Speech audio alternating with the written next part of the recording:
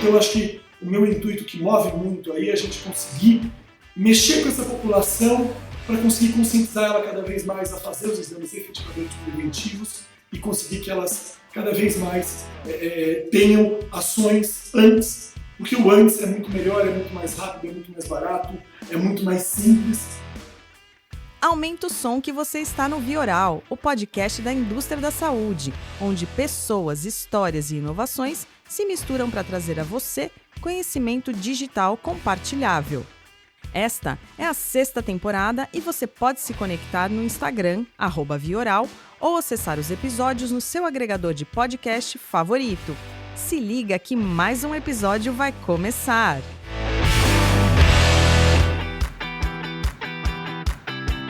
Fala, ouvintes do Vioral, vamos para mais um episódio.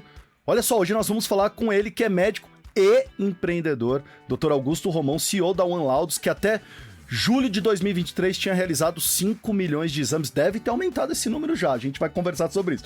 O assunto será repleto de inovação, nós vamos falar de empreendedorismo, da carreira, por que um profissional de saúde, um médico, decide também empreender e ampliação do acesso à saúde. Dr. Augusto, seja bem-vindo ao Vioral. Bom dia, Paulo. Bom dia a todos. Muito prazer estar com vocês. Maravilha. Doutor Augusto, para iniciar esse papo, primeiro, contar um pouquinho da sua especialidade, né? Então, você começou na radiologia, tem essa especialidade que, por sinal, a gente pega todos os relatórios de inteligência artificial, de devices aprovados pelo FDA, é a área que mais cresce nisso, nessa área de transformação digital. Eu queria que você me contasse então um pouquinho sobre a escolha da sua especialidade e como que tem sido esse impacto da transformação digital para você e para seus colegas. Perfeito. Então, assim, a minha escolha foi muito interessante porque eu era bem novinho, eu tinha aí 8, 9 anos, meus pais eram radiologistas, meu pai era radiologista e ele teve um dos primeiros tomógrafos, de tomografia computadorizada em São Paulo. E eu cresci vendo, e logo que instalou o tomógrafo, os primeiros exames, eu ia de sábado, ia de domingo com ele, às vezes, no hospital, e achava aquilo incrível, porque eu falava, gente, então esse aparelho vai ajudar a saber o que o paciente tem. Então isso foi o que muito me motivou a fazer medicina, a fazer radiologia. Sim. Então eu brinco que eu entrei na medicina já querendo fazer radiologia. Obviamente na faculdade eu me permiti ver outras áreas, mas nada era igual à medicina. E eu sempre tive um cunho, já puxando um pouquinho o nosso papo, muito de gestão, de empresário, de empreender. Sim. Isso eu aprendi muito com o meu pai. E foi até interessante que, quando eu estava prestando vestibular, eu prestei IGV, administração também. Passei para a segunda fase. Calma, você prestou medicina e administração? E administração. Só.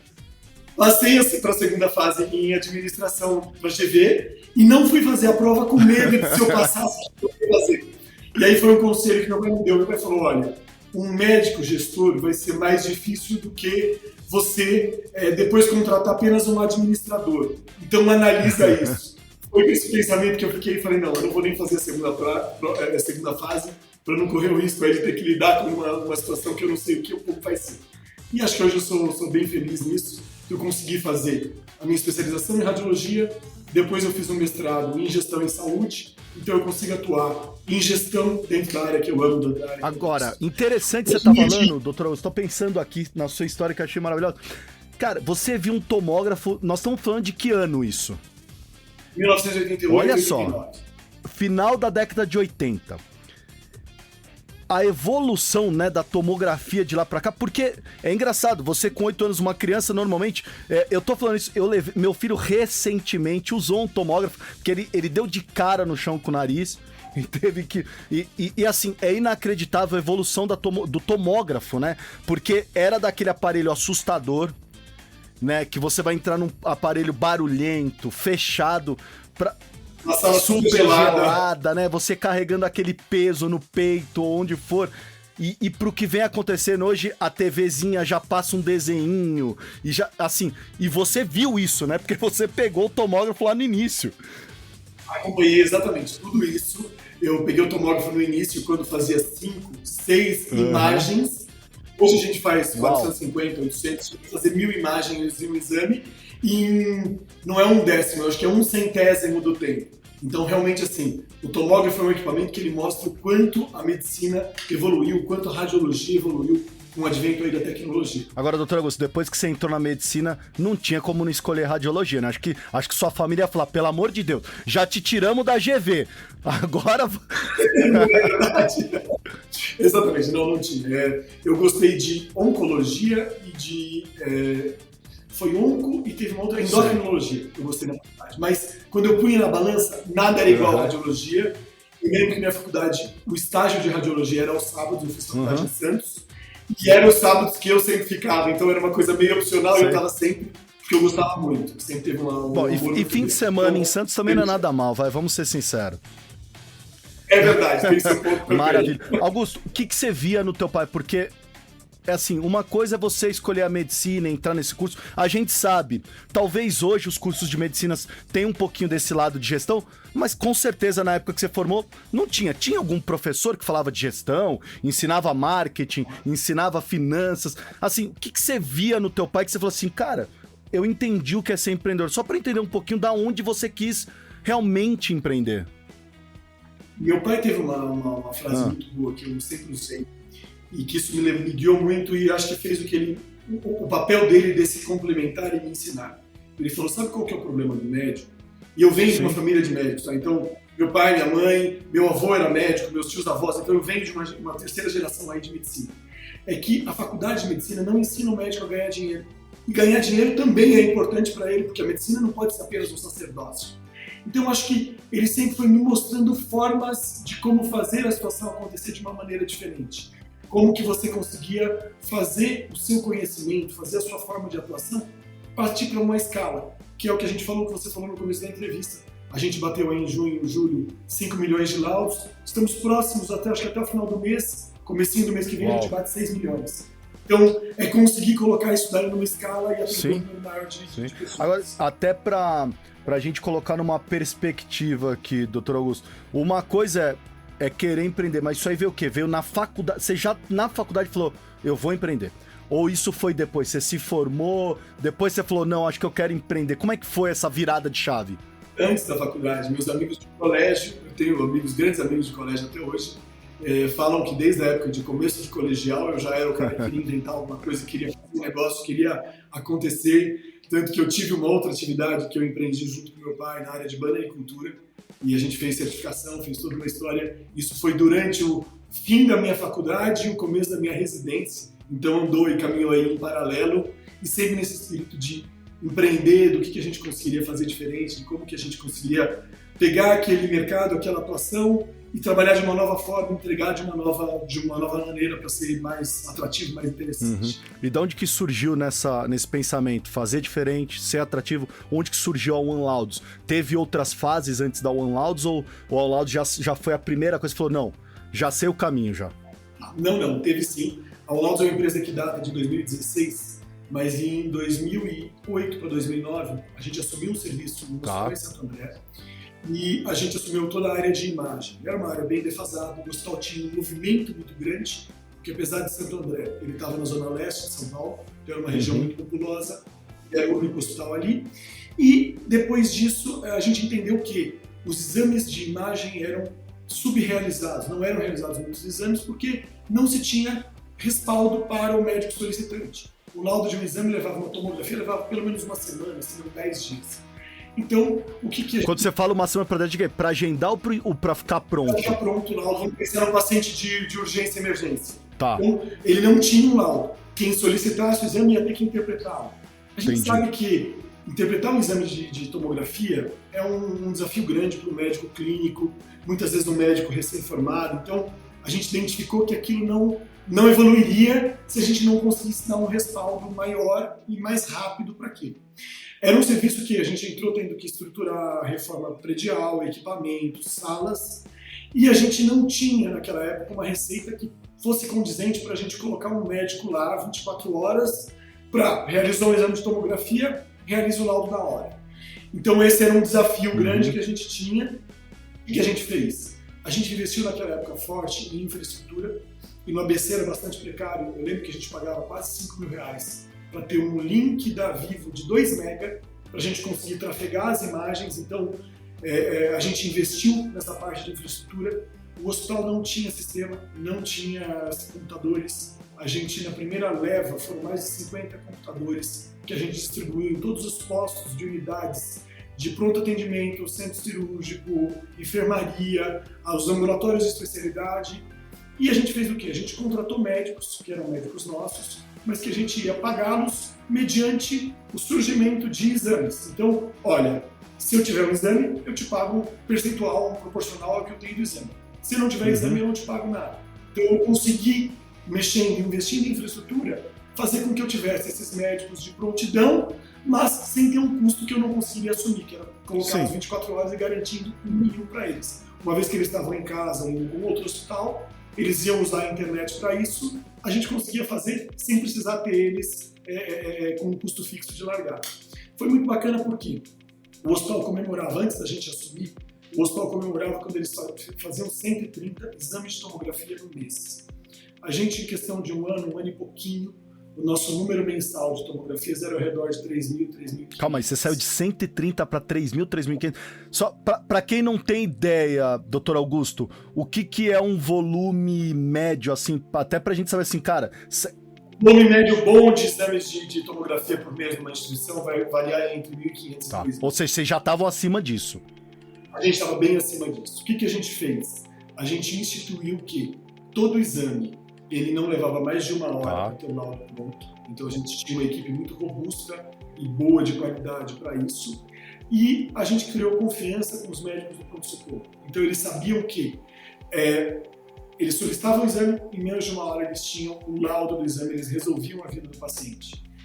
O paciente acabou na comunidade, na região, sabendo que vai naquele hospital, que você vai fazer o exame na hora, você vai resolver o que você tem na hora, você vai ficar lá 2 horas e você vai resolver a sua questão inteira. Ser atendido, fazer o exame, ter o laudo do exame e sair de lá medicado ou encaminhado para o que for necessário.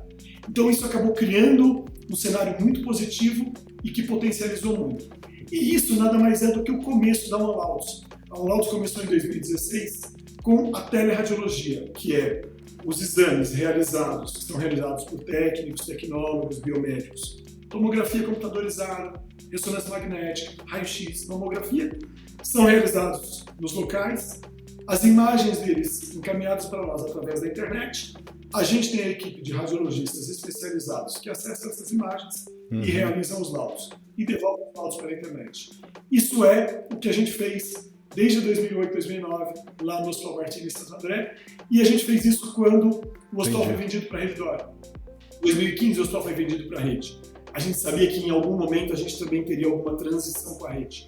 Foi quando a gente parou de fazer só de nós para nós e criou como produto de mercado. Então, a história nossa de 16, ela vem um pouquinho antes, ela vem aí de 2008, 2009. Ou seja, pega essa experiência que vocês tiveram e começa a replicar para outras instituições, né? Exatamente. Agora, quem tá ouvindo aqui, doutor Augusto, parece um mar super fácil de navegar. Eu queria que você me contasse quais foram os maiores desafios, porque tem muita gente que ouve aqui o Vioral, doutor Augusto, e tem muito profissional de saúde que fala, será que eu devo empreender? Será que eu não devo? E às vezes se questiona, cara, quais são os desafios que eu vou encontrar? Que tipo de lição o doutor Augusto pode deixar pra gente? Assim, o que fazer, o que não fazer? Eu queria que você contasse um pouquinho, doutor Augusto, o que vocês aprenderam entre tapas e beijos aí? Nessa caminhada a gente aprendeu muita coisa e eu acho que a gente aprende todo dia nisso, tá? Eu acho que o grande conselho é nunca desistir, sempre olhar para seja qual for a dificuldade e tentar encontrar, porque vai encontrar e vai existir uma solução que você nunca pensou nela e você vai se reinventar sobre isso. Ao longo desse período aí, a gente tem mais de 15 anos de história, a gente atravessou uma série de dificuldades. Então, as grandes, quando a gente dependia de repasse de operadora, então existia muita glosa que a operadora não aceita a conta e não vai te pagar sobre aquilo, e é um prejuízo que você tem direto, porque você pagou o médico que realizou o laudo, você pagou quando você tem o equipamento, a infraestrutura, o material, o insumo, você não recebe. Então é o que você consegue otimizar, melhorar para você se controlar e evitar esse tipo de perda, que não adianta você fazer 3.300 tomografias e no fim das contas você recebe por 2.000. Você fez a conta efetivamente ruim e errada para o seu negócio.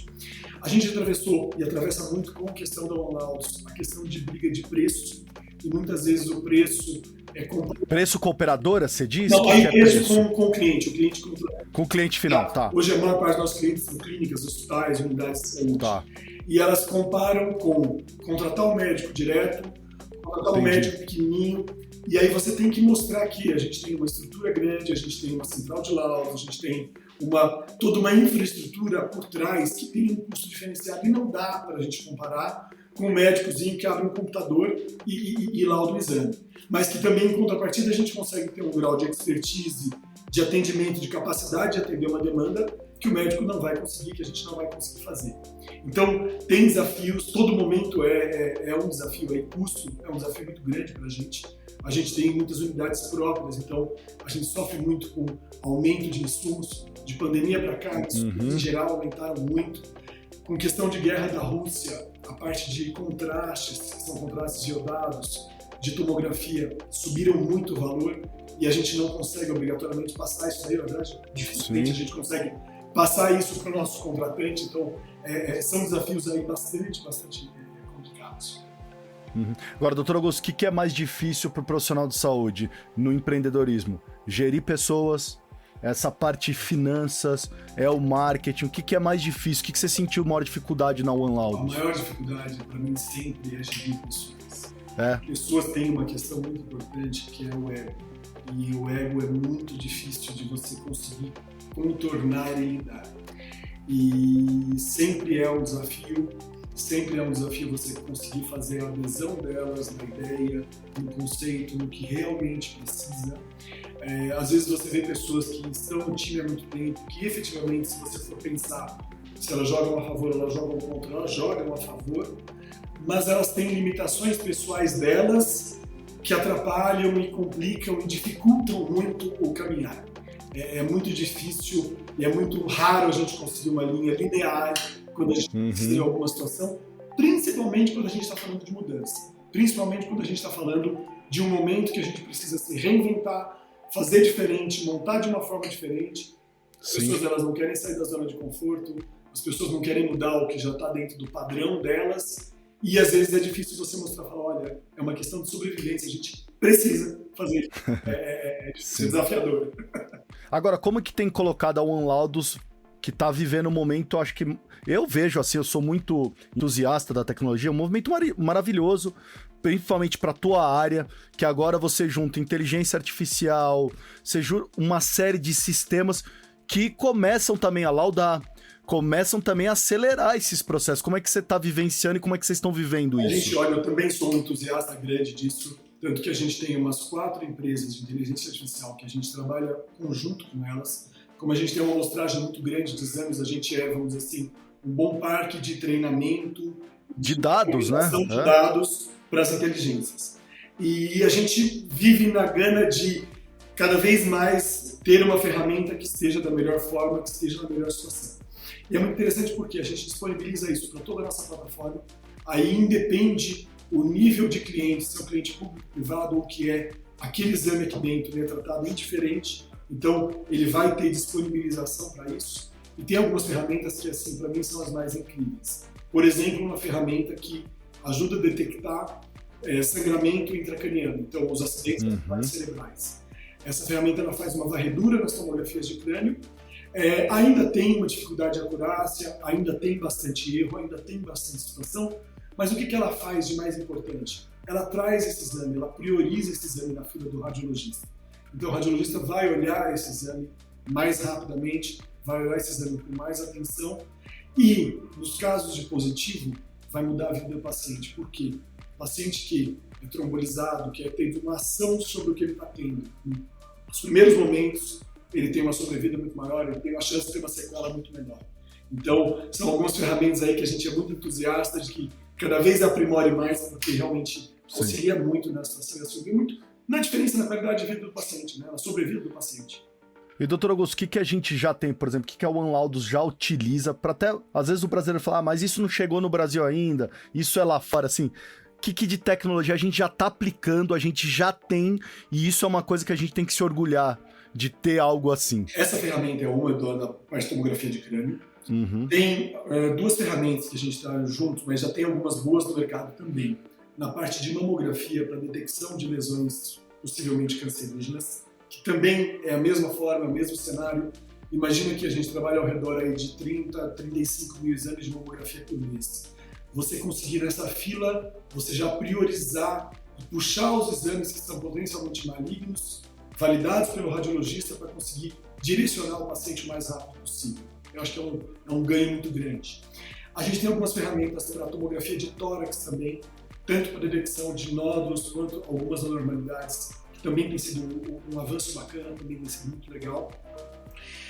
Temos uma ferramenta que eu gosto bastante, essa não é muito para o radiologista, mas ela é mais para o clínico dentro do hospital, que ela faz uma varredura do raio-x de tórax e ela levanta as possibilidades de algumas alterações menos comuns, mas que têm uma gravidade. Por exemplo, o pneumotórax, que é uma perfuração do tórax. Isso acontece às vezes muito em criança e às vezes o raio-x de tórax não é laudado porque não é hábito do hospital laudar, o raio-x cada vez está sendo mais menosprezado na cadeia e pode acontecer de passar batido uma imagem dessa por um pediatra que pode não ter às vezes a noção de conseguir analisar essa situação.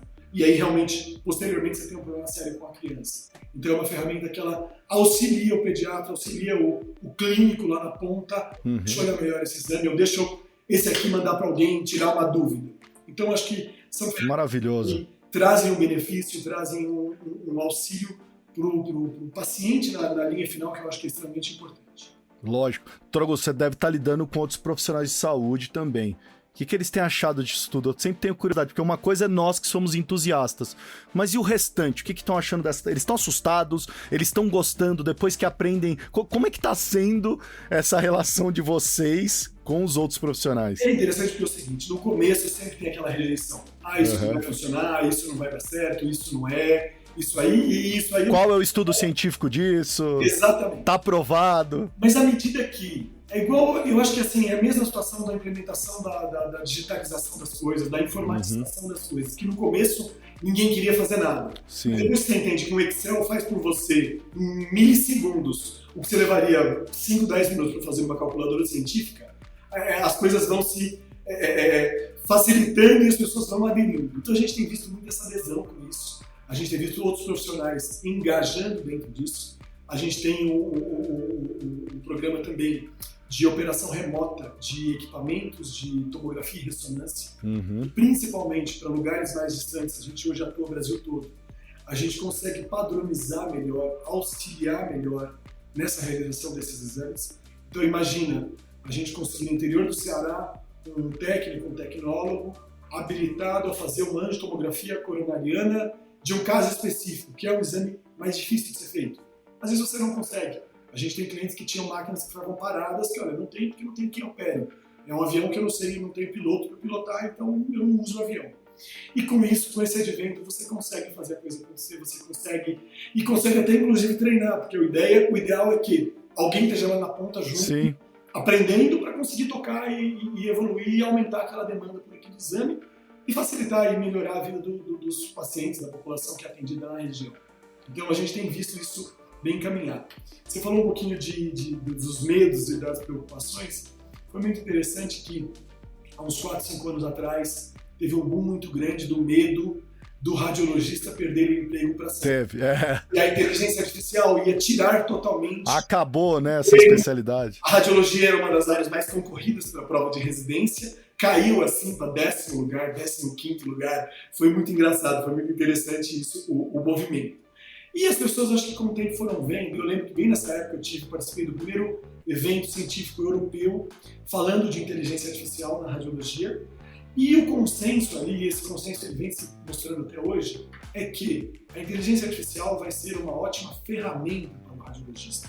Não vai ter um radiologista no futuro que vá trabalhar sem o uso da ferramenta da inteligência artificial. E não que a ferramenta vai substituir, porque realmente existe uma necessidade do olho humano, do discernimento humano, do conhecimento humano, de poder juntar todas as coisas, que não vai ser substituído de forma simples assim. E eu vejo algumas outras coisas, doutor Augusto, porque eu acho que diminui também o estresse, porque você melhora a produtividade, porque exige uma atenção do radiologista aquele exame, e com certeza nós somos seres humanos. Às 5, 6 horas da tarde, aquela sua visão tá cansada. Então assim, você tendo o auxílio da tecnologia, diminui um pouquinho o tanto que você precisa se desgastar durante o dia, né? Aquele desgaste normal, para que você às 5 horas da tarde esteja laudando como às 8 horas da manhã, Exato, né? Então eu vejo também isso como vantagem, né? Exato, é uma vantagem grande.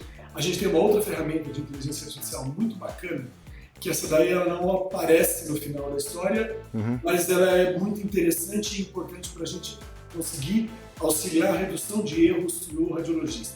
Um erro muito comum que ocorre é o radiologista, que ele recebe normalmente no sistema uma máscara, uma referência do que ele vai fazer do laudo pré-realizada. E às vezes acontece muito, e é um erro muito comum, a gente vê muito, e quando o paciente recebe esse erro, ele fica muito incomodado e a gente entende o grau do incômodo do paciente, que é o radiologista esquecer de apagar a frase que fala de próstata no exame da mulher e de útero e ovário no exame do homem. Então acho que todo mundo já ouviu uma história de alguém que fez uma tomografia e era um homem e ganhou um útero e um ovário e nada mais foi. Para o radiologista do outro lado é uma coisa simples. Eu só esqueci de apagar a frase.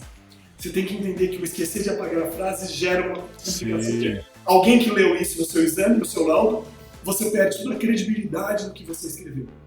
E essa ferramenta, ela é um reconhecimento de voz com a inteligência artificial junto, e ela faz o quê?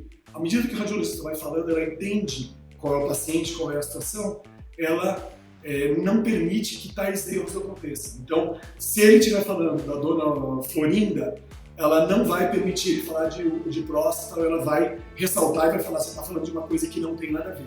Então isso ajuda efetivamente a evitar esse tipo de erro, que principalmente no final do dia, no final do plantão, acaba sendo um erro com índice de incidência maior.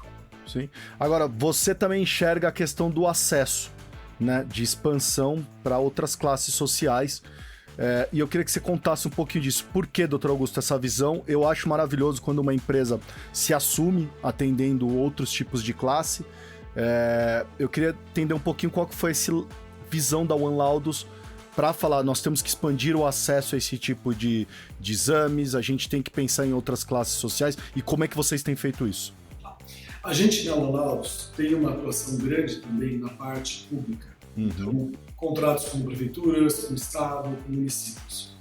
E a gente tem, porque para nós o contrato independente ele tem que estar dentro do nosso padrão de qualidade, de atendimento, de funcionamento. Então, aqui dentro, no laudo, o nosso serviço de interpretação ele não vai mudar independente do contrato, independente do cliente público, privado, é um contrato com melhor remuneração ou pior remuneração.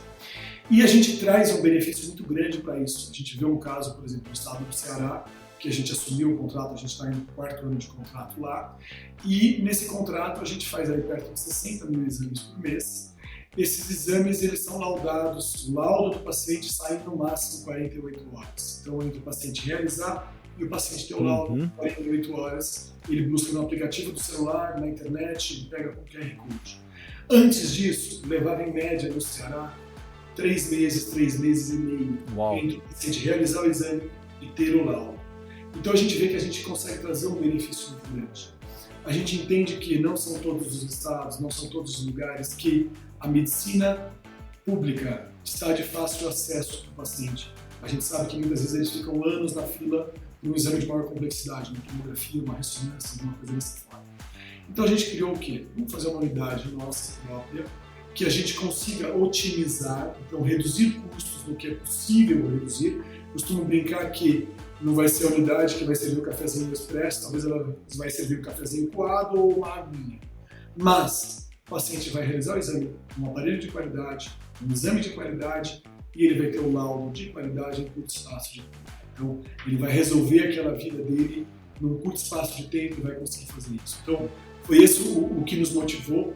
A gente já abriu nossa primeira unidade, está caminhando bem, a gente está bastante satisfeito com esse resultado, porque a gente vê que tem uma necessidade grande da população, a população é muito mal atendida dentro disso, e é a nossa parte aí de conseguir também complementar um pouco e auxiliar um pouco essas pessoas. Essa passa a ser a One Diagnóstico, porque isso é uma coisa que eu queria entender qual que era a diferença entre uma e outra. Isso, essa passa a ser a One Diagnóstico. Tá. O One Diagnóstico é a primeira empresa nossa que a gente foi diretamente para o B2C, então a gente foi para o público final. Perfeito. A gente, nos outros contratos, a gente tem unidades semelhantes ao diagnóstico, mas que atendemos o público final, mas o nosso contratante não é o público final. Um estado, um município, um hospital, uma clínica, um grupo de empresários, alguma coisa dentro dessa linha.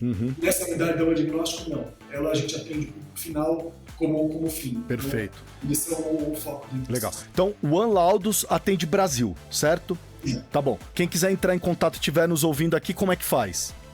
41910588, comercial@onelaudos.com.br. Maravilha. O One Diagnóstico tá onde? Quem quiser encontrar, como que encontra? O One Diagnóstico está em Santana, na Doutor Zurquim, do lado do metrô Santana. 2972-4052 é o telefone. onediagnóstico.com.br é o nosso site, também tem agendamento online. Então, maravilha. E quem quiser também, eu vou deixar depois na descrição do episódio o link do Dr. Augusto, que ele escreve sobre tecnologia, escreve um monte de coisa. Eu vi que você está escrevendo bastante coisa sobre longevidade também, Dr. Augusto, que deve ser um tema de interesse seu. Exato. O que eu acho, o que para mim me motiva muito dentro da radiologia e aí como tudo? A parte de você poder se prevenir. A gente entende que os equipamentos de imagem, eles estão para justamente te auxiliarem nisso. Então, aquela situação antiga daquele vô, daquela avó que falava, eu prefiro nem ir no médico para nem saber se eu tenho alguma coisa, eu acho que é justamente o inverso. É bom ir e saber, porque uma lesão, um câncer que você identifica ele logo no começo, sua chance de cura é maior que 90%. Um câncer que você identifica tardiamente, quando ele apresenta algum sintoma, quando você palpa, quando você sente, sua chance de cura cai para baixo de 30%. Então, acho que o que me motiva muito é a gente conseguir cada vez mais dar acesso para que as pessoas criem esse hábito de realizar seus exames, tenham a necessidade de realização dos exames. Aí servem as mamografias, os ultrassons, a tomografia que cada vez mais tem evoluído com baixas doses de radiação, com baixas doses, ou às vezes não utilização do contraste, de forma que possa ser um exame também considerado como exame preventivo do paciente. A ressonância magnética é um pouco mais cara, mas ela tem barateado ao longo do tempo, tem se tornado um exame mais rápido, tem se tornado um exame menos incômodo até para os pacientes claustrofóbicos. Então eu acho que o meu intuito que move muito aí é a gente conseguir mexer com essa população para conseguir conscientizar ela cada vez mais a fazer os exames efetivamente preventivos e conseguir que elas cada vez mais tenham ações antes, porque o antes é muito melhor, é muito mais rápido, é muito mais barato, é muito mais simples. Diagnosticar um problema logo no começo, sem resolver o problema na fonte e viver a vida normal. O problema que é diagnosticado tardiamente, além de ter uma perda grande por parte do paciente, que vai ficar mais tempo parado, mais tempo operado, pós-operado, quimioterapia, radioterapia, tem um custo direto e indireto ali que é muito maior. Então eu acho que pensar na prevenção é uma coisa que é muito importante. Doutor Augusto, a gente tem duas perguntinhas finais para conhecer um pouquinho melhor da sua personalidade. A primeira é, qual foi a última vez que você fez alguma coisa pela primeira vez? O que foi isso? Qual foi a última vez que eu fiz alguma coisa? Pela primeira vez. A última vez que eu fiz alguma coisa pela primeira vez e o que foi? Deixa eu pensar. Kitesurfing há umas 3 semanas atrás. E aí, como é que foi? Amigos que faziam, eu nunca fiz. Foi interessante, eu me permiti, foi desafiador. Eu me permiti porque eu não sou uma pessoa coordenada. Então eu falei, tá bom, vamos lá. Apanhei muito, tá? Mas foi bem menos mal do que eu imaginava. Eu achei que fosse uma tragédia e foi bacana. Me permiti, foi bacana. Vai repetir ou tá bom? Já experimentou? Acho que repito. Acho que repito, sim. Repito. Tá sim, certo, repito. maravilha. Se eu abrir seu Spotify agora, doutor, qual que é o último conteúdo que você viu? O que você gosta de escutar? Eu gosto de escutar o pessoal que fala muito sobre longevidade e sobre empreendedorismo. Alguma dica pra gente? Peter Attia, com um livro novo, e tem um podcast do livro dele também, que é um livro chamado Outlive, sobre longevidade. Eu achei sensacional, ele olha de um aspecto diferente, ele justamente vê que e explica que a gente precisa agora, aos 30, 40, 50, cuidar do que vai ser a gente lá na frente com 80, 90.